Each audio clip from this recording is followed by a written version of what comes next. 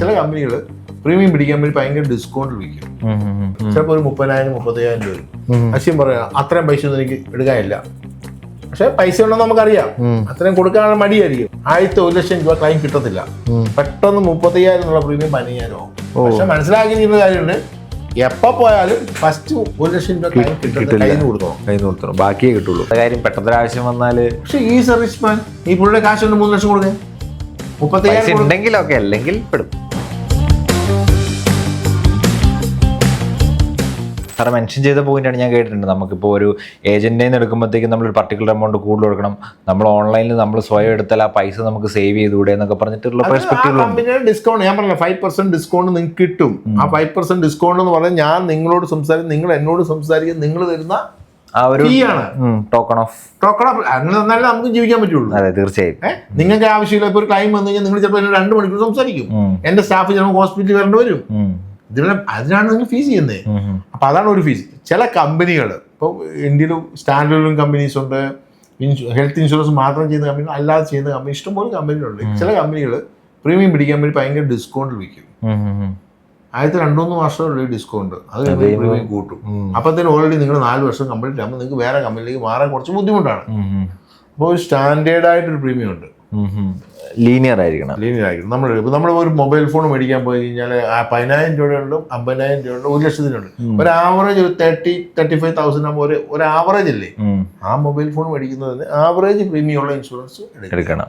അതിന്റെ ക്ലൈം റേഷ്യോയുടെ ഒന്ന് നോക്കുക. ഏജന്റ് വഴി എടുക്കുമ്പോൾ അവർക്ക് നല്ല പ്രൊഡക്റ്റുകളെ തരാൻ സാധ്യതയുള്ളൂ.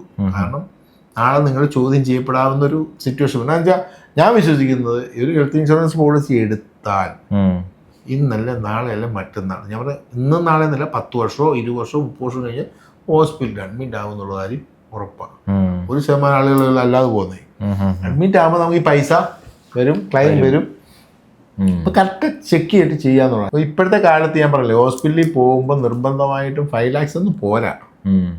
5 lakhs പ്ലസ് ടോപ്പ് ഉണ്ട്. ഇപ്പം ചില ആൾക്ക് ഇതിൽ കുറേ ഐഡിയകളുണ്ട്. ഇപ്പം അശ്വിന് 5 lakhs പ്രീമിയം അടയ്ക്കാൻ പറ്റില്ല. അശ്വിന് കാര്യം ചെയ്യാം, ഡിഡക്റ്റബിൾ എന്ന് പറഞ്ഞ ഓപ്ഷൻ ഉണ്ട്. അതായത് 50,000 രൂപ എനിക്ക് വേണ്ട, അപ്പോൾ ഒത്തിരി പ്രീമിയം കുറയും. പിന്നെ അശ്വിൻ പറയാം, അശ്വിൻ കുറച്ച് റിച്ചാ, 1,00,000 രൂപ കൊടുക്കാൻ എൻ്റെ കപ്പാസിറ്റി ഉണ്ട്. അപ്പോൾ ഒരു 5 ലക്ഷം രൂപയ്ക്ക് 40-45 വയസ്സുള്ള ഒരു ഫാമിലി ഫ്ലോട്ടർ പോളിസി അശ്വിൻ്റെ വൈഫ് 2 കുട്ടികൾ, ചിലപ്പോൾ ഒരു 30,000-35,000 രൂപ വരും. അശ്വിൻ പറയാം അത്രയും പൈസ ഒന്നും എനിക്ക് എടുക്കാനില്ല. പക്ഷെ പൈസ ഉണ്ടെന്ന് നമുക്കറിയാം, അത്രയും കൊടുക്കാനുള്ള മടിയായിരിക്കും. അപ്പം നമ്മൾ പറയും സാറേ ഒരു കാര്യം ചെയ്യും, ഡിഡക്റ്റബിൾ ഓപ്ഷൻ ഉണ്ട്. 1,00,000 രൂപ ക്ലൈം കിട്ടത്തില്ല. പെട്ടെന്ന് 35,000 എന്നുള്ള പ്രീമിയം 15,000 ആവും. പക്ഷെ മനസ്സിലാക്കിയിരിക്കുന്ന കാര്യമുണ്ട്, എപ്പോ പോയാലും ഫസ്റ്റ് 1,00,000 രൂപ ക്ലൈം കിട്ടത്തില്ല, കയ്യിൽ നിന്ന് കൊടുക്കണം, ബാക്കിയേ കിട്ടുള്ളൂ. അതിന് അഡ്വാൻറ്റേജ് ആ കമ്പനിക്ക് അഡ്വാൻറ്റേജ് ആ ഇൻഷുറൻസ് കമ്പനി. സാധാരണ ക്ലൈം എന്ന് പറഞ്ഞാൽ 1 to 3 lakhs നോർമൽ ക്ലൈം. നമ്മൾ പറയുകയാണെങ്കിൽ ഞാൻ 1 lakh കൊടുത്തോളാം. ബാക്കി 2 വേറെ പോളിസികളുണ്ട്. മെയിൻ പോളിസി വേണ്ട, ടോപ്പ് അപ്പ് ആയിട്ട് എടുക്കാം. ആദ്യത്തെ പോളിസി എടുക്കണ്ട, 3 ലക്ഷം രൂപ ഡിഡക്റ്റബിൾ ആയിട്ട് വെച്ച് ടോപ്പ് അപ്പ് മാത്രം എടുക്കുക. ആ ടോപ്പ് അപ്പിന് വരുമ്പോൾ 5,000 രൂപ കൊടുത്താൽ മതി. പക്ഷെ ഫസ്റ്റ് 3 lakhs കിട്ടത്തില്ല. പക്ഷെ അതുകൊണ്ടത്തെ കാര്യം പെട്ടെന്ന് ആവശ്യം വന്നാല്. പക്ഷെ ഈ സർവീസ് മാൻ ഈ പുള്ളിയുടെ കാശ് കൊണ്ട് 3 ലക്ഷം കൊടുക്കാൻ 35,000 ഉണ്ടെങ്കിലൊക്കെ അല്ലെങ്കിൽ പെടും. പക്ഷെ നമ്മളെല്ലാവരും എടുത്തിരിക്കണം ഹെൽത്ത് ഇൻഷുറൻസ് പോളിസി എടുത്തിരിക്കണം. അതുപോലെ തന്നെ നമ്മൾ പഴയ ഏതോ വീഡിയോ പറഞ്ഞതാണ് ക്യാൻസർ കെയർ പോളിസി. ഈ ക്യാൻസർ കെയർ പോളിസി എന്ന് പറഞ്ഞാൽ എന്തിനാണെന്നറിയോ, നമ്മൾ വർഷങ്ങളായിട്ട് കഷ്ടപ്പെട്ടുണ്ടാക്കിയ വെൽത്തില്ലേ അത് ക്ഷയിച്ചു പോകാതിരിക്കാൻ ഒറ്റയടിക്ക് പോകും. ഒരു മാസം കൊണ്ട് 50 ലക്ഷം ആളും പോയി, എല്ലാം തീർന്നു. ദേവി ഞാൻ പറഞ്ഞു ഒരു മറ്റേ മണ്ണിടിച്ചിൽ വന്ന് പോയാലെല്ലാം പോകും. കാരണം നമ്മൾ എത്ര 10-30 വർഷം കഷ്ടപ്പെട്ട പൈസ ആർക്കും വരാതിരിക്കട്ടെ ക്യാൻസർ. പക്ഷേ കേരളത്തിലെ കോവിഡ് വന്നതിനേക്കാളും കൂടുതൽ ആൾ ക്യാൻസർ ഒന്നും മരിക്കുന്നുണ്ട്. അത് എന്തുകൊണ്ടാണെന്നുള്ളത് നമുക്ക് റിസർച്ച് ചെയ്ത് പറയാൻ പറ്റില്ല.